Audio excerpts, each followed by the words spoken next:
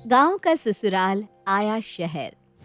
सुबह आराम से अपने हाथों में मिठाई का डब्बा लिए गौतम अपने फ्लैट की ओर जा रहा था कि तभी ऊपर कहीं से पानी आकर उसके मिठाई के डिब्बे पर गिरता है। अरे, अरे किसने डाला? कौन पागल है? किसके घर से ये मेघ बरस रहा है? मेरी पूरी मिठाई खराब कर दी जिसने भी ये किया है। आज मेरे हाथ से वो नहीं बचेगा। और जैसे ही गौतम ऊपर देखता है, शर्मा जी के मुंह से कुल्ले का पानी आकर इस बार गौतम के चेहरे पर गिर जाता है। शर्मा अंकल! ये कहानी शुरू होती है लखनपुर के गांव से, जहां शर्मा जी का परिवार रहता था। शर्मा जी के परिवार में दो राम जैसे बेटे, सीता जैसी बहुएं और कृष्ण जैसे पोते थे। अपनी धोती को एक हाथ से पकड़े हुए दूसरे हाथ से शर्मा जी अपने आंगन में दातून कर रहे थे कि तभी अपने कंधे पर हल उठाए राम अपने घर आता है। मीरा जी, जरा रोटी तो लगा दीजिए, हम बाहर बैठे हुए हैं आंगन में। अपना सर ढके हाथ में खाने की प्लेट लेकर मीरा आंगन में आती है। देवर जी नहीं आए? कल रात को भी उन्होंने खाना नहीं खाया था, ऐसे कैसे चलेगा? लाडला है भाभी का लखन, कैसे नहीं आएगा। वो तो मुझसे पहले आने को उतावला था, पर मैंने सोचा पहले मैं खा लेता हूँ।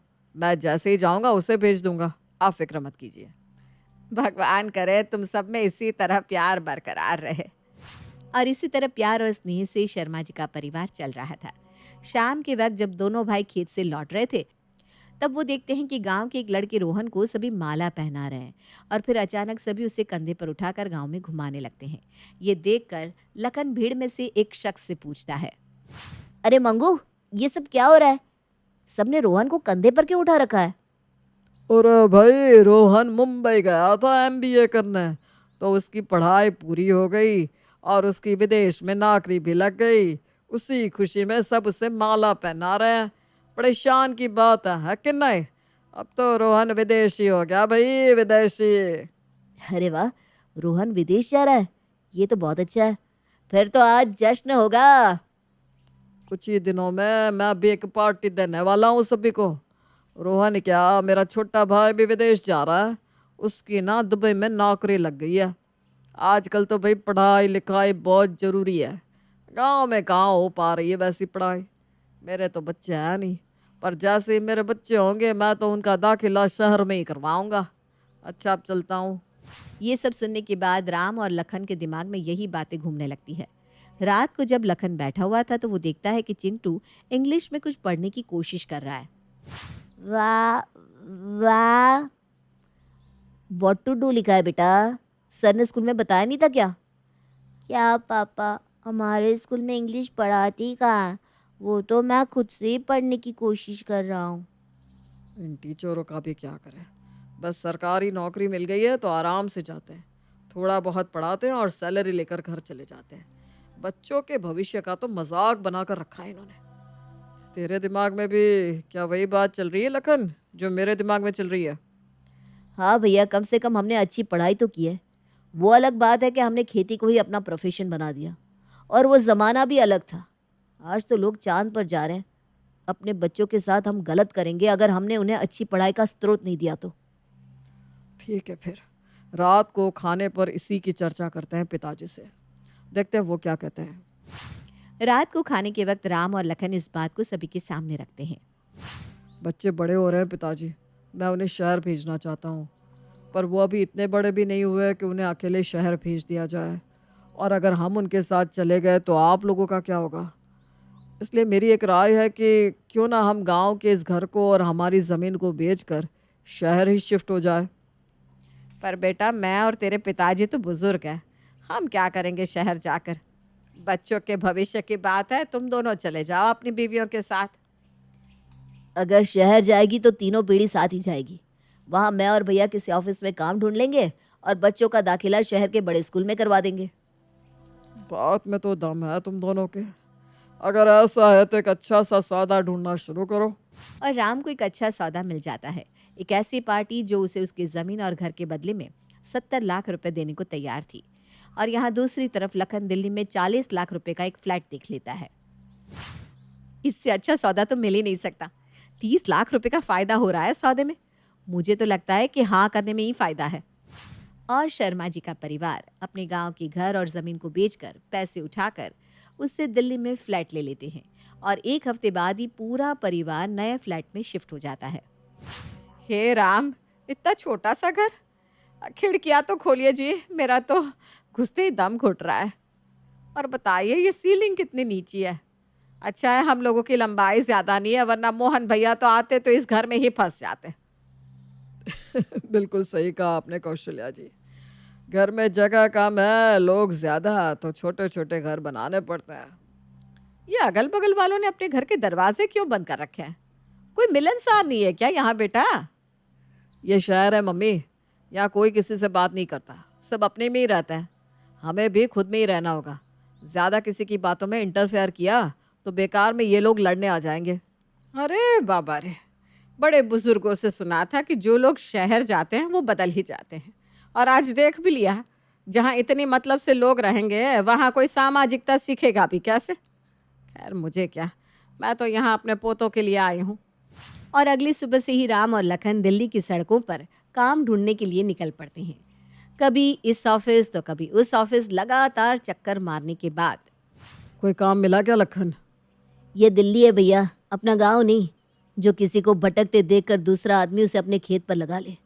जिस भी ऑफिस जा रहा हूँ, या तो लोग एक्सपीरियंस मांगते हैं या पूरा फ्रेशर हो, यंग एज का हो। हमारे पास ना तो बड़ी डिग्री है और ना ही हम फ्रेशर रह गए। कोई बात नहीं, इतना क्यों परेशान हो रहा है भाई? आज तो पहला ही दिन है, मिल जाएगा कोई ना कोई काम।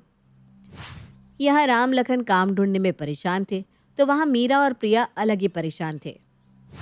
चूल्हा कैसे जलेगा दीदी? यहाँ तो पेड़ ही नहीं है, हम लकड़ियाँ कहाँ से लाएंगे? अरे तू फिक्र क्यों करती है? मुझे पता था नए शहर में ये दिक्कत तो आएगी, इसलिए मैं 2-4 दिनों के लिए लकड़ियों का जुगाड़ साथ में लेकर आई थी। मैं चूल्हे की तैयारी करती हूँ, तो बाकी चीज़ देख ले। मीरा चूल्हा तैयार करना शुरू करती है, पर चूल्हे में आग ही नहीं आ पाती, इसलिए वो दरवाजे से बाहर अपने चूल्हे को रखकर उसे हवा देती है ताकि चूल्हे में आग आ जाए। पर आप तो जानती ही हैं, शहर की बिल्डिंगों में फायर अलार्म लगा हुआ होता है। मीरा को चूल्हे को हवा देते 5 मिनट भी नहीं हुए थे कि बिल्डिंग का फायर अलार्म बज जाता है और पूरी बिल्डिंग के लोग यहाँ से वहाँ भागना शुरू कर देते हैं। न जाने आग कहाँ लगी है, जल्दी से दमकल को फोन लगाओ। बिल्डिंग के सभी लोग बाहर कॉलोनी में जमा हो जाते हैं।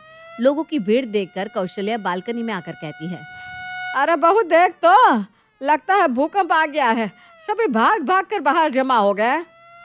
अरे आंटी जी, आप लोग ऊपर ही है, नीचे आ जाइए, आप ही के फ्लोर से धुआं सा आ रहा है, वहीं आग लगी है। तभी मीरा बालकनी में आकर कहती है, अरे वो धुआं तो मेरे चूल्हे से आ रहा था, मैंने चूल्हा जलाया है ना दीदी। क्या? और बिल्डिंग के सभी लोग अपना सर पकड़ लेते हैं। पूरी सोसाइटी मिलकर शर्मा फैमिली के खिलाफ सोसाइटी के सेक्रेटरी को कंप्लेंट लगा देते हैं। ऐसे लोगों को फ्लैट देना ही नहीं चाहिए, प्रॉब्लम तो पूरी सोसाइटी को होती है ना। आप लोगों में माफ़ कर दीजिए, मैं मीरा को समझा दूंगा, उसे चूल्हे पर खाना बनाने की आदत है ना, पर अब ये गलती दोबारा नहीं होगी। और अगले ही दिन राम अपने घर पर एक स्टोव और सिलेंडर ले आता है। अगली सुबह, बताइए भाभी, क्या चीज़ ले आए भैया? अब इसे चालू कैसे करें, कैसे बनेगा खाना? जिस दिन से इस घर में आए हैं, चूल्हा ही नहीं जलाया है। अपनी माँ और चाची को परेशान देखकर चिंटू किचन में आता है। अब नहीं रहेगी चूल्हे की कमी मम्मी, ये रहा लाइटर और यहाँ से टक किया और ये गैस चालू। अरे भाई, ये तो बड़ा आसान है, मैं तो बेकार में ही परेशान हो रही थी। चलो एक काम तो खत्म हुआ। यहाँ तो राम घर की बहुओं की प्रॉब्लम दूर कर देता है, पर वहाँ दूसरी प्रॉब्लम सभी का इंतजार कर रही थी। अरे लखन, नाश्ता वाश्ता बाद में कर लेना, ऑफिस आवर स्टार्ट होने वाले हैं, जल्दी करो, इंटरव्यू देने जाना है। जैसे ही राम लखन घर से बाहर निकलते हैं, शर्मा जी नहाने के लिए कोई खुली जगह ढूंढना शुरू कर देते हैं। 4 दीवारों का घेरा बना दिया और कहते हैं नहा लो। इतनी छोटी सी जगह में नहाने से तो दम ही घुट जाए। वैसे आते समय मैंने देखा था बाहर एक बगीचा है, वहीं जाकर स्नान कर लेता हूँ, और पास में शायद मंदिर भी है, महादेव के दर्शन भी हो जाएंगे। और शर्मा जी अपनी बाल्टी उठाए चल देते हैं सोसाइटी के पार्क में नहाने के लिए। आप मंदिर जाएंगे और मैं घर पर रहूंगी? नहीं नहीं नहीं नहीं, चिंटू मोनू तुम दोनों भी तैयार हो जाओ, हम मंदिर जा रहे हैं। इसी बहाने तुम दोनों भी आसपास के बच्चों से दोस्ती कर लेना। वहाँ सोसाइटी के पार्क में शर्मा जी नहाते हैं और इधर कौशल्या जी अपने दोनों पोतों और सोसाइटी के बच्चों के साथ महादेव की पूजा में लग जाती हैं। आप तो दादी कूल हो। कितना अच्छा है ना चिंटू, तुम्हारे पास दादी है, हमारे पास नहीं है। मैं भी तो तुम्हारी दादी हूँ बेटा, तुम सबकी दादी। धीरे धीरे शर्मा परिवार शहर में एडजस्ट नहीं कर रहा था, शहर में अपना गांव बसा रहा था। इसी तरह दिन निकलते जाते हैं और एक हफ्ते में ही शहर की भाग दौड़ की असलियत शर्मा परिवार की आंखों के सामने आ जाती है, क्योंकि राम और लखन को नौकरी मिल ही नहीं रही थी और पैसे ना आए तो खर्चे कैसे चले। आटा चावल भी कोई खरीदने की चीज़ है क्या? हमारे गांव में तो हर तीसरे खेत में आटा और चावल होता ही था, और यहाँ तो इन चीज़ों के भी पैसे लग रहे हैं। नीम का दातुन भी नहीं है बेटा यहाँ किसी के पास। जो भी बचे कुचे पैसे थे सारे के सारे निकल गए। अब सब कुछ कैसे होगा? हाँ पापा जी, ऊपर से कल नीचे सब मुझे कह रहे थे कि किचन में चिमनी लगाओ, कोई कुछ कह देता है, कोई कुछ, हर रोज़ नया खर्चा, पता नहीं सब कुछ कैसे होगा।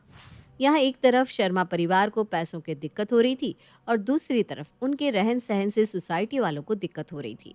कौशल्या जी और शर्मा जी को तो खुले में सोने की आदत थी, इसलिए रोज़ की तरह सभी के सोने के बाद दोनों बिल्डिंग के छत पर जाकर चटाई लगाकर सो जाते हैं। सुबह सुबह जब सेक्रेटरी टंकी में पानी चढ़ाने आता है तो इस बात का बवाल बना देता है। हद हो गई, इन लोगों ने तो परेशान करके रख दिया है। सोसाइटी में कोई प्राइवेसी रहेगी कि नहीं? लुंगी पहनकर जब देखो शर्मा जी छत पर आकर सो जाते हैं। हमारे घर में भी लड़कियां हैं भाई, उन्हें भी मॉर्निंग वॉक करना होता है, और अंकिता जी की तो योगा क्लासेस चलती हैं। सुबह सुबह आप दोनों आकर छत पर सो जाते हैं तो उनकी क्लासेस भी नहीं हो पा रही है। हम सब कुछ बर्दाश्त कर रहे हैं, इसका ये मतलब नहीं कि आप हमें कुछ भी बोलेंगे। जितना छत आप लोगों का है उतना ही हमारा भी है, और ऐसा ही है तो हर मेंबर के छत के हिस्से को बांट दीजिए। मेरे पेरेंट्स हमारे छत के हिस्से में सो जाएंगे। फिर भी किसी को कोई ऑब्जेक्शन हो तो आप अपनी आंखें बंद करके छत पर जाएं। 2 दिन बाद सुबह सुबह गौतम मिठाई का डब्बा लिए अपने घर की ओर जा रहा था, तभी शर्मा जी हाथ में लोटा लिए ब्रश करने बालकनी में आते हैं। नदी ना सही बालकनी ही सही। ब्रश करने के बाद जैसे ही शर्मा जी नीचे कुल्ला करते हैं, वो पानी सीधा जाकर नीचे से जा रहे गौतम के हाथ के मिठाई के डिब्बे पर गिरता है। अरे अरे, किसने पानी डाला? कौन पागल है? किसके घर से ये मेघ बरस रहे हैं? मेरी पूरी मिठाई खराब कर दी। जिसने भी ये किया है आज वो मेरे हाथ से बचेगा नहीं। और जैसे ही गौतम ऊपर देखता है, शर्मा जी के मुंह से कुल्ले का पानी आकर इस बार गौतम के चेहरे पर गिर जाता है। शर्मा अंकल, अंकल आज तू नहीं बचेगा शर्मा। और बिल्डिंग में घमासान शुरू हो जाता है।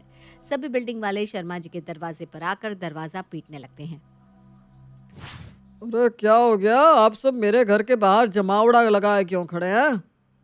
किसी को शौक नहीं है अंकल आपके घर पर आने का, पर आप लोगों की हरकत ही ऐसी है कि अब हमारी सोसाइटी वालों ने मिलकर ये तय किया है कि रेगुलेशन तोड़ने के कारण हम आपको सोसाइटी से निकालते हैं। क्या? ये क्या कह रही हो बेटा? हम लोग कहाँ जाएंगे? गांव की संपत्ति तो हम बेच कर आए हैं। तो इस संपत्ति को बेचकर वापस गांव की संपत्ति ले लीजिए आंटी। आप लोगों के पास 15 दिन का समय है। घर तो आप लोगों को छोड़ना ही पड़ेगा। और एक ही पल में शर्मा जी के परिवार का सपना टूट जाता है। क्या सोच कर आए थे? बच्चों को पढ़ाई लिखाई करवाएंगे, पर देखो ना ही अच्छी नौकरी हाथ लग रही है और ना ही यहाँ के लोग हमें रहने दे रहे। मेरा एक इंटरव्यू आज क्लियर हो गया था भैया। कल मुझे सेकंड राउंड के लिए बुलाया था, पर अब क्या फ़ायदा। अकेले नहीं रहूँगा मैं शहर में। प्रिया, तुम सामान बांधना शुरू करो। और शर्मा फैमिली वापस से सामान लपेटना शुरू कर देती है। 2 हफ्ते बाद सोसाइटी के सभी बच्चों का रिजल्ट होता है और सभी पेरेंट्स स्कूल पहुंचते हैं। आई मस्ट से रोनी, इतना चेंज मैंने तुम में एक्सपेक्ट नहीं किया था। काफ़ी ज़्यादा ध्यान दे रहे हैं आप अपने बेटे पर मिस्टर गौतम। साफ साफ देखा जा सकता है। हिंदी बहुत साफ हो गई है रोनी की। ऊपर से इतना ज़्यादा इग्नोरेंट और बदतमीज़ लड़का अब सबसे हाथ जोड़कर रिस्पेक्ट से बात करता है। रोनी, दादी माँ सिखाती है मुझे ये सब कुछ पापा। इनफैक्ट पिंकी भी बहुत ग्रो कर रही है। पिछली बार हिंदी में फेल हुई थी और इस बार सीधा 80 मार्क्स। और एक एक करके टीचर सोसाइटी के सभी बच्चों की तारीफ करना शुरू करती है। जो बच्चे कल बदमाशी में 1 नंबर थे आज उनकी तारीफ हो रही थी। ये देखकर सोसाइटी के लोग समझ जाते हैं कि उनके बच्चों में बदलाव का कारण कोई और नहीं, शर्मा जी का परिवार है। स्कूल से निकलने के बाद रॉनी अपने पापा से कहता है, हम लोग दादी माँ को जाने से रोक नहीं सकते क्या मम्मी?